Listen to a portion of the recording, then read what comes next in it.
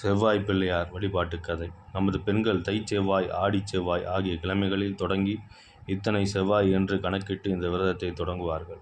பெண்களுக்கே உரிதானது இந்த நோன்பு.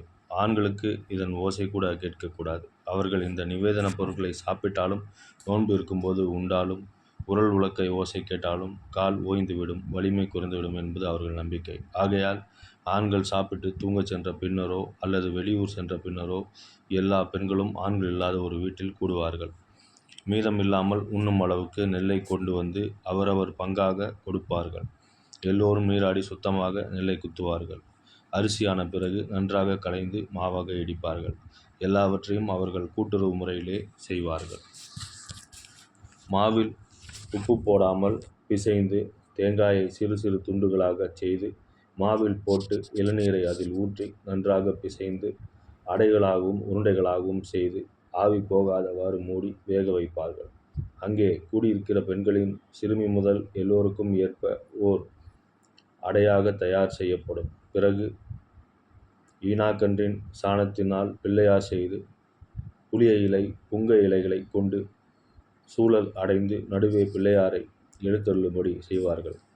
தேங்காய், பழம், வெற்றிலைப்பாக்கு இவற்றை பரப்பி வைத்து கொழுக்கட்டைகளையும் வைத்து தீபம் ஏற்றி தூபம் போட்டு கதை சொல்லத் தொடங்குவார்கள்.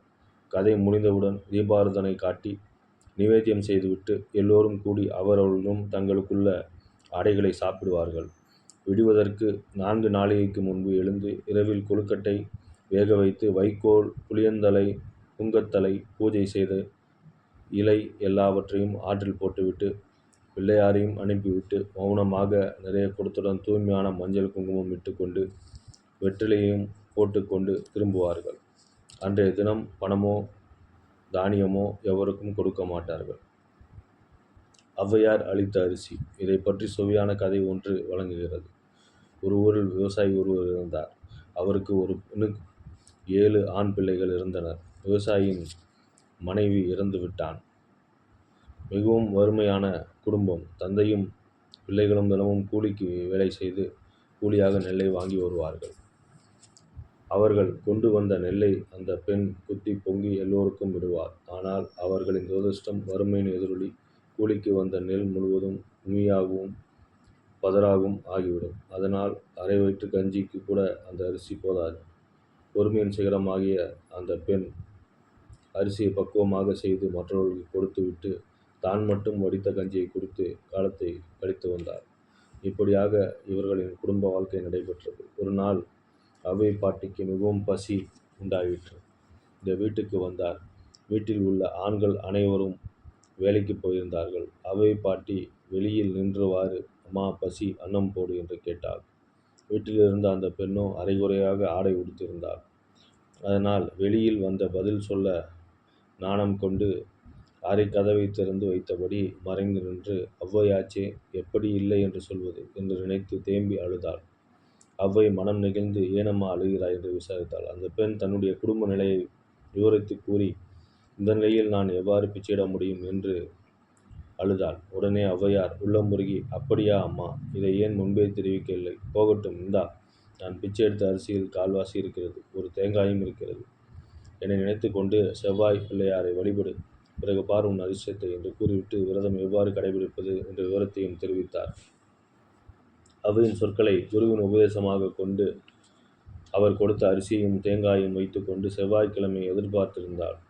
வந்தது செவ்வாய்க்கிழமை. தந்தையும் அண்ணன்மார்களும் உறங்கச் சென்ற பின்னர் நீராடி நோன்பு செய்த முற்பட்டாள். அடுப்பு பற்ற வைக்க நெருப்பு இல்லை. என்ன செய்வது? ஊர் அடங்கிய நேரம் நெருப்பு யாரிடம் வாங்குவது? எங்கேயாவது நெருப்பு தெரிந்தால் எடுத்து வரலாம் என்று கருதி ஊருக்கு வெளியே சென்றாள். வழியில் புங்க மரமும் புளிய மரமும் ஓங்கி வளர்ந்திருந்தது. 2 மரங்களிலும் காலை வைத்து கொண்டு வெகு தூரம் பார்த்தாள். ஓரிடத்தில் வெளிச்சம் தெரிந்தது. மகிழ்ச்சியோடு கீழே இறங்கி அந்த இடத்தை நோக்கி விரைந்தாள். அதுவோ சுடுகாடு. பிணம் எரிந்து கொண்டிருந்தது. அவள் எதையும் பொருட்படுத்தாமல் நெருப்பு எடுப்பதற்காக சென்றாள். பிணத்தை எடுத்து கொண்ட வெட்டியான், இந்த நேரத்தில் நீ யாரம்மா, பேயா பிசாசா?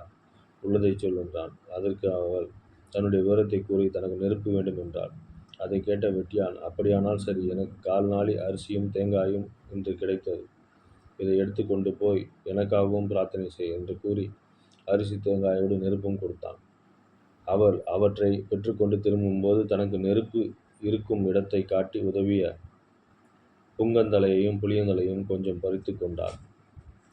நோன்பு நோக்கும்போது வெட்டியான் செய்த உதவிக்காக அவன் நினைவாக வெட்டியான் போலவும் பிணம் போலவும் மாவினால் செய்து கொழுக்கட்டையோடு வேக வைத்தாள். பிறகு அவ்வையை நினைத்து கொண்டு பூஜை செய்தாள்.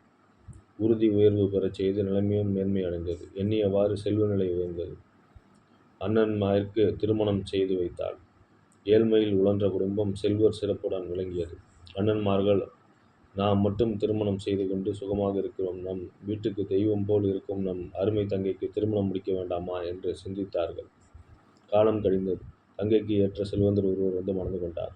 கணவன் வீட்டுக்கு செல்லும் போது அவள் தன்னுடைய 7 அண்ணியையும் அழைத்து தங்கள் குடும்ப நிலையும் முன்பு இருந்த சூழ்நிலையும் விவரித்துவிட்டு இப்பொழுது உள்ள நிலையும் காரணம் என்ன என்பதையும் விவரமாக கூறினார்.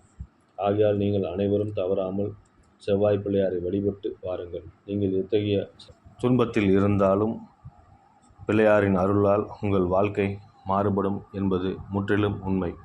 செவ்வாய் பிள்ளையாரை வழிபட்டால் எல்லோரும் நல்லபடியாக வாழலாம் என்ற நம்பிக்கை நம் நாட்டு பெண்களிடம் இருக்கிறது. இதை கடைபிடியுங்கள், உங்கள் வாழ்க்கை மாறும். வாழ்த்துக்கள். வாழ்க வளமுடன்.